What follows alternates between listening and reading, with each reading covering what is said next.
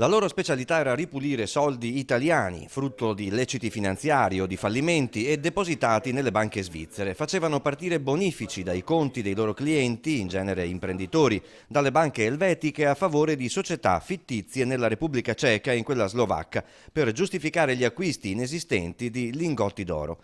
Quindi da qui partivano bonifici verso società di Dubai. Negli Emirati Arabi una complice riscuoteva in contanti il denaro e lo spediva a bordo di aerei di nuovo in Svizzera, a disposizione dei clienti dell'organizzazione. Per il servizio i componenti della banda si trattenevano dal 5 al 10%.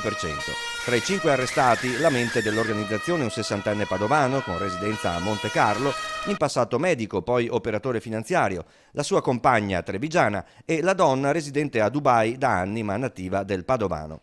L'attività di riciclaggio, reato ritenuto di tipo mafioso, permetteva all'ex medico padovano un tenore di vita elevatissimo. Appartamento attico in Piazza della Frutta con vista sul Salone, attico con piscina sul grattacielo di Jesolo, una Maserati, una Jaguar, una barca da 14 metri. Tutti beni che la magistratura gli ha preventivamente sequestrato.